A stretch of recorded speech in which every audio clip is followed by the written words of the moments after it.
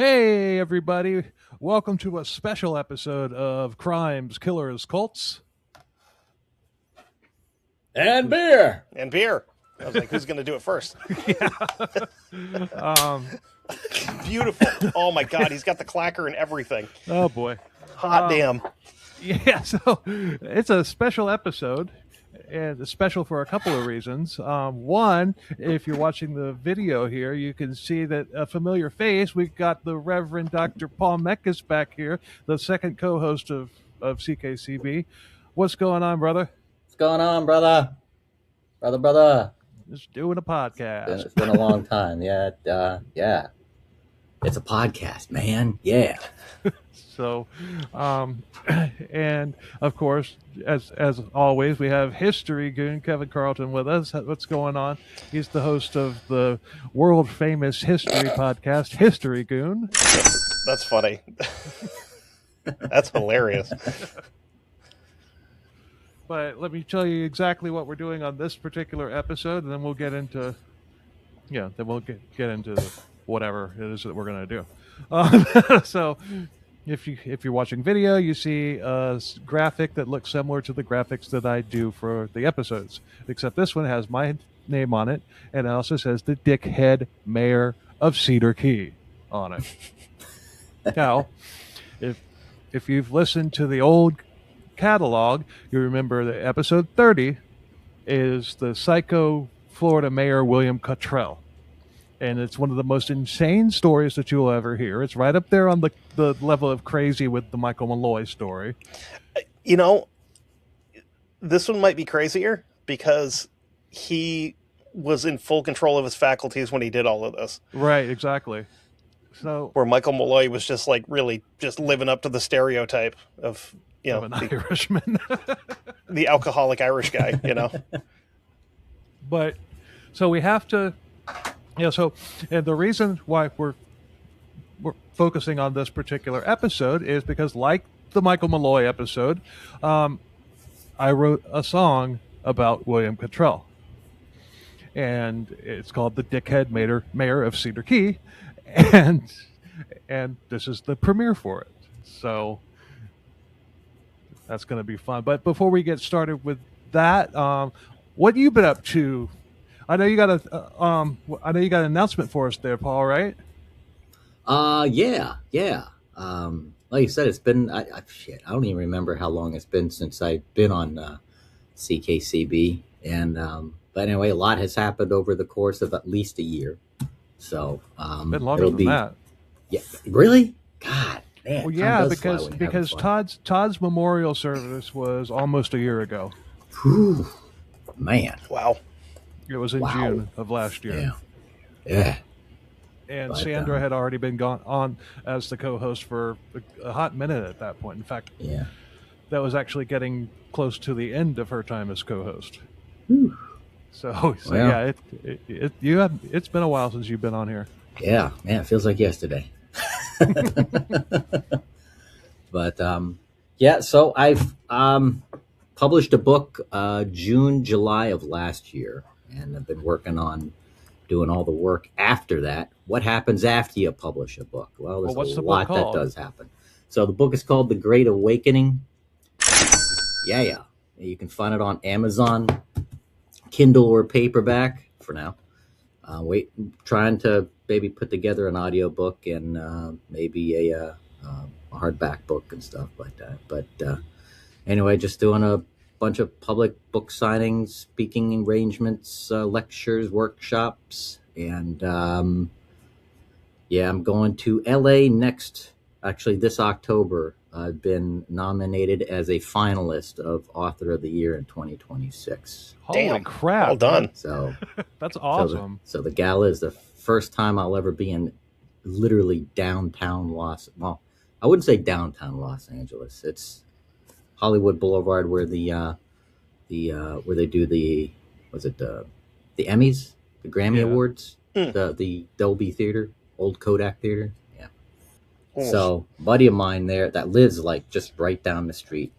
He's like, dude, we'll just chill out for the rest of the day. Go see the town, man. I'm like, heck yeah. Yeah. Heck Well, yeah. that's cool. Show me the bodies. Nobody's ever died in Los Angeles under mysterious circumstances. Nah, no, never. They got some strange cemeteries there, from what I heard. They got one there where all the paranormal stuff happens, and all the infamous legends have passed away. And just curious to see what I find in the 10 hours of lag time that I have before I have to fly the heck out of there. Now, that brings up an interesting question for both of you guys. What is the most famous person's gravesite you've ever visited? Bum Mazel. No. Yeah, actually, that's probably true. Bum Mazel. I mean, I don't really make a habit of going to visit famous people's graveyards. I've never done it, but I did go. I did go and visit Bum Mazel's grave for the sake of the podcast. And Bum Mazel, of course, was our subject. I think in episode 36 or something like that. Yeah. Wow. Yeah. I went to go see, this was years ago. I like I said, as far as famous, I'd rather, if I was going to meet a famous person, I'd rather see him alive than rather in the grave. Right. But I think it was one of the Civil War generals. One of the generals. Oh, nice. I think it was Ulysses S. Grant. For me, it was about 5 years ago. We went to Salem, and 45 minutes from there is the cemetery where Albert DeSalvo's buried. So I was like, let's go for a ride. Yeah. It's like right in the middle of COVID and stuff. So we're like right at the beginning of COVID. So it's like, well, we're trying to stay away from people because everybody was scared. So it's like, let's go to a graveyard. And then we chased geese, which was fun too. So, well, those geese, Nice. they'll chase you back. oh yeah. Dude, they're geese from Massachusetts. I'm not sure what that means. They'll chase you and not use a turn signal while they're doing it. That's what I was getting at. Happens in Florida too. Except the geese, I think, are bigger. No, they're from Canada. No, these were just like your stock standard, like big white geese. Oh, okay. Yeah. If it was swans, I wouldn't have done it without a firearm because they're evil. Oh yeah, So massively big. that is really awesome, Paul. Congratulations. Yeah, man, Thank that's you. fantastic. Thank you.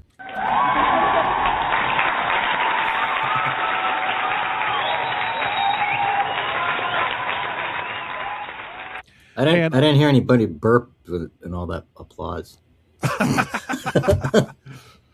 I don't have a burp sound effect, and I don't drink anymore. So, yeah, I've been muting it when I go. So I've got a Coke going, so I've been muting it as I go. I've got water. But and also before we get started on this, tell us all about your podcast. Podcast is called The Seance. Just go anywhere, wherever you listen to your podcasts. Just type in The Seance and you'll find it. Yeah, or you can go to consciousradionetwork.com. One-stop shop. Everything's right there. Of course, I wasn't going to have you come on and not, have you plug your book, but not your podcast. That wouldn't be very nice. So anyway, jumping into it,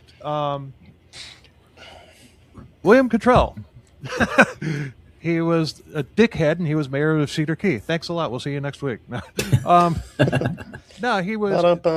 This was a couple years, or about 20 or so years after the Civil War ended. And William Cottrell, he came from. I'm just going to give you the nutshell version, the Reader's Digest condensed version here. If you want to hear it, go back and listen to episode 30. Ooh. Yeah. And I recommend you to go listen to that one if you haven't, because that episode is crazy fun episode. And our original co-host was on that one, Todd, rest in peace. And we had a lot of fun on that episode.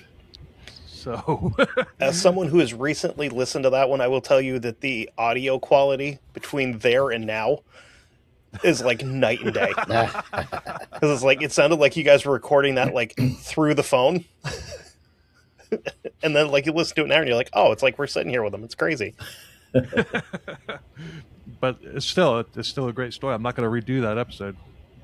No, I don't think you need to. Yeah. If anything, what you should do is remaster it and re-release it with the song. Like add the song into the end. Yeah, I could do that. And then just be like, hey, I'm re-releasing an episode because, first of all, I want to. B, there's new content with it. And C, it's got my best friend on it who's no longer with us. Right. Good enough reasoning, you know? Well, but this, I'm just telling people, go listen to it. So you're only going to get the nut. But this guy was a freaking nut job. A freaking whacked out nut job. He was drunk, like, more often than not. Same. And they said that he was a really nice guy when he wasn't drinking. The only problem is he was always drinking.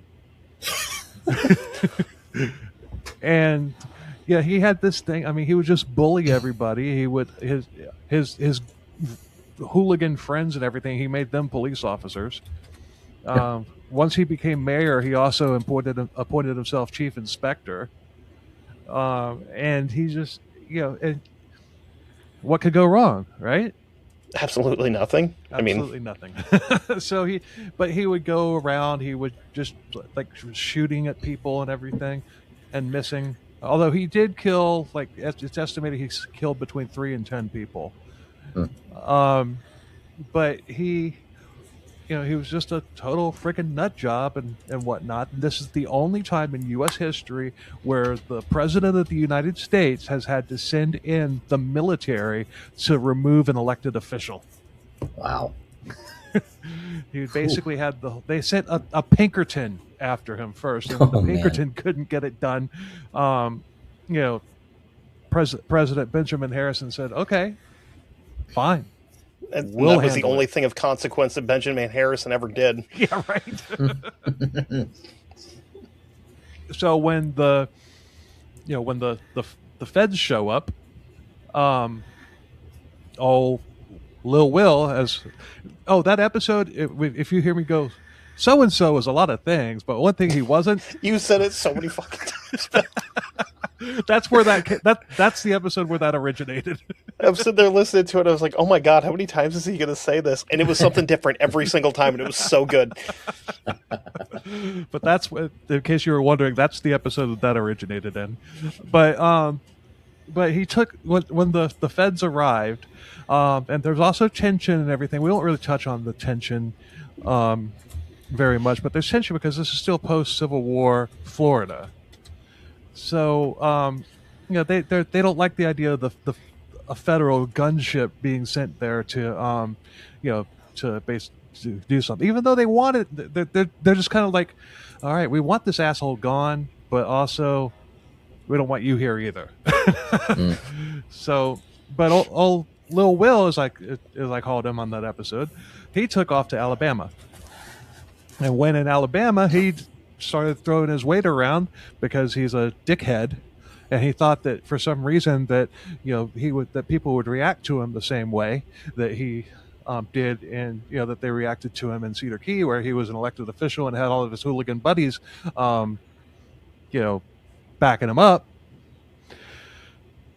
He gets arrested, and then he gets released on so he could go stand trial.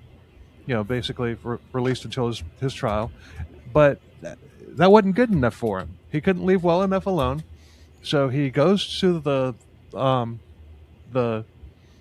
sheriff of the town. His name was Adolf something or other. I cannot remember his last name, but so it's not that one then. No, it's not that one. That one. I was going to say it. Unless he had a time machine, that one wasn't around yet. So basically, the next one he says, I challenge you to a duel, Sheriff. You better. I'm not going to court. You better be out there, and I'm going to duel you. And I kind of on that episode, I kind of recreated how I thought that actually went down. You just kind of have to listen and find out because it's pretty damn funny. But this guy wasn't playing any games. He just took out a double barrel shotgun and unloaded it twice into him. Once in the head, once in the chest. Oof. And just blasted him. Just not even anything. Just casually walked up when he walked up that morning. He was like, "Sheriff, all right, Sheriff, let's do this." And Morning, the Sheriff. Sheriff just went, Clap. bang, bang. No more William Cottrell. Huh. But there's a lot more details in the story. I just gave you the condensed nutshell version, but it's a crazy ass story. Dude, two loads of buckshot in the upper torso and head is going to be a mess. Yeah. Yeah. I mean, Jeez. So, anyway, without further ado, we're going to go ahead and play the song. I'll have links to it and everything. I'll also have links to Paul's book and his show on the episode notes of this page too. So, but here we go. This is my latest song, The Dickhead Mayor of Cedar Key.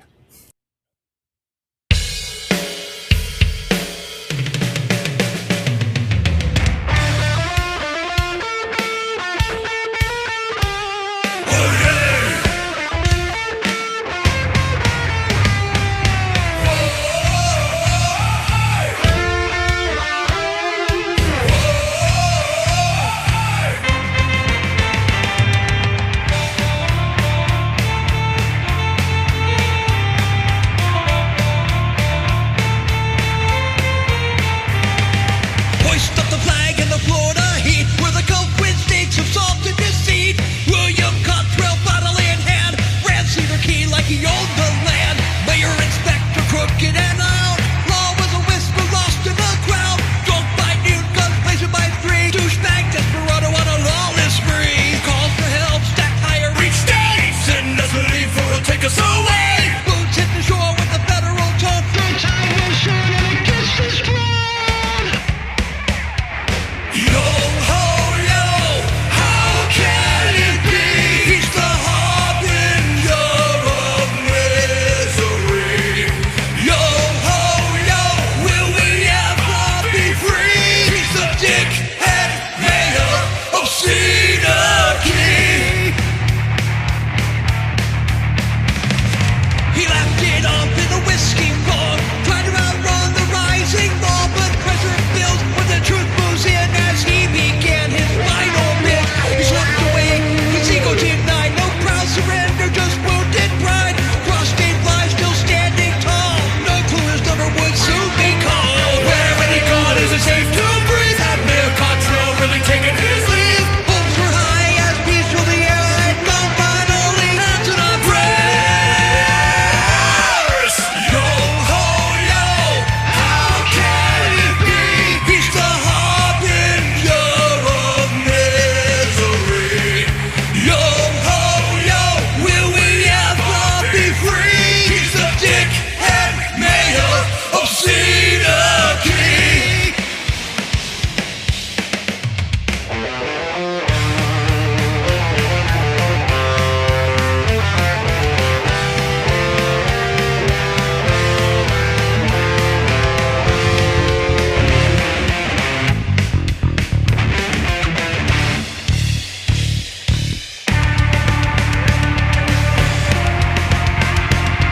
Across the line where the sword ran low, he called out a sheriff and tried to show. Stand and deliver, let's get down to it. Drunk confidence won't stop. Shut the bullet.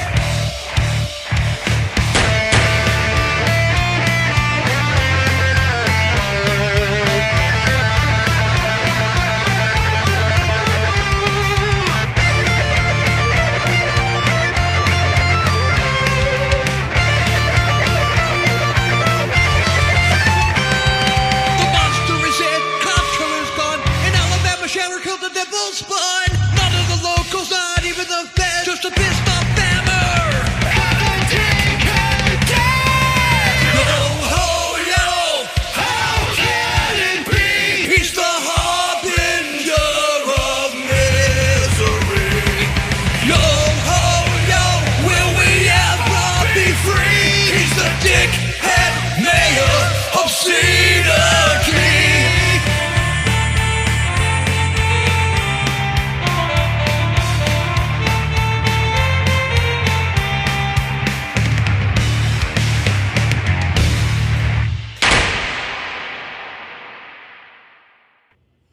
There you go. I like it.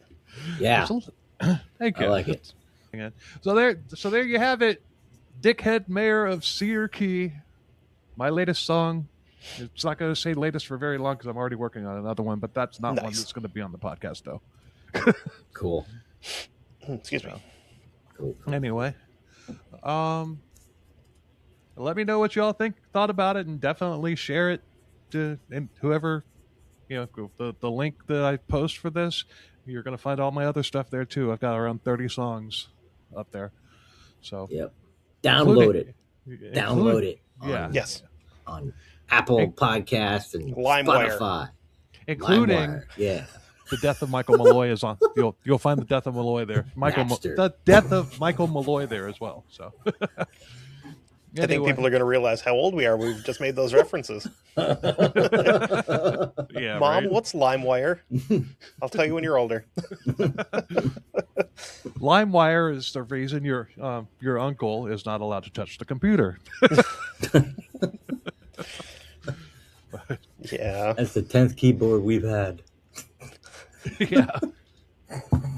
So, anyway, thanks a lot for checking this out. Definitely let me know what y'all think and everything, and share it with everybody, obviously. And thanks for coming on, Paul. It was nice having you on again.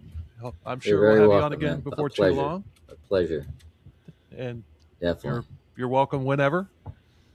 And until next time, later. Until next time. Okay, love you. Bye.